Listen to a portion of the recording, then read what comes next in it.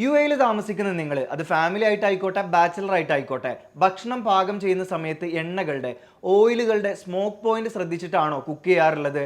ഈ ഓയിൽ ചൂടായി അതിൽ നിന്ന് പുക വരുന്ന ഒരു സാഹചര്യത്തിലാണോ അത് ഉപയോഗിക്കാറുള്ളത്? അങ്ങനെയാണെങ്കിൽ ഈ കാര്യം ഒന്ന് ശ്രദ്ധിക്കണം. യുഗോ നടത്തിയിട്ടുള്ള ഏറ്റവും പുതിയ സർവേയിൽ യു എയിൽ താമസിക്കുന്ന 55% ആളുകൾക്കും ഈ എണ്ണകളുടെ സ്മോക്ക് പോയിന്റിനെ കുറിച്ച് അവബോധമില്ല എന്നാണ് പറയുന്നത്. എന്തുകൊണ്ട് ഈ ഒരു കാര്യം ശ്രദ്ധിക്കണം എന്ന് വെച്ചാൽ അത് ആരോഗ്യ പ്രശ്നങ്ങൾ ഉണ്ടാക്കാൻ ഇടയുണ്ട്. അതുകൊണ്ട് തന്നെയാണ് ഇത് എടുത്തു പറയുന്നത്. അമിതമായിട്ട് ചൂടാക്കുന്ന എണ്ണകൾ ദോഷകരമായിട്ടുള്ള സംയുക്തങ്ങൾ ഉണ്ടാക്കുന്നുണ്ട്. ഇത് വിവിധ രോഗങ്ങൾ, ദഹന പ്രശ്നങ്ങൾ, ഇനി ഭക്ഷണത്തിന്റെ രുചിയെ വരെ ഇത് ബാധിക്കുന്നതാണ്.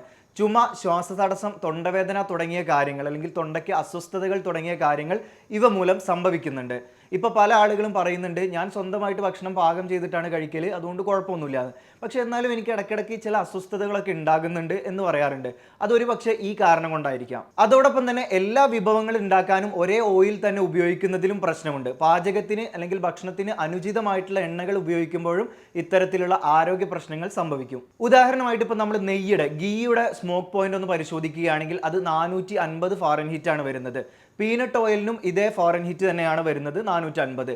ഇനി അത് അവക്കാഡോ ഓയിലാണെങ്കിൽ 520 ഫാരൻഹീറ്റ് ആണ് വരുന്നത്. ഇനി ഇതിൻ്റെ ഒന്നും അളവറിഞ്ഞിട്ടില്ലെങ്കിലും എണ്ണ അമിതമായിട്ട് ചൂടാക്കിയിട്ട് അമിതമായിട്ട് ഹീറ്റാക്കുന്ന ഒരു സാഹചര്യം ഒഴിവാക്കണം. പ്രത്യേകിച്ച് അതിൽ നിന്ന് ഹീറ്റായിട്ട് പുക വരുന്ന ഒരു സാഹചര്യം പാടെ അവഗണിക്കണം.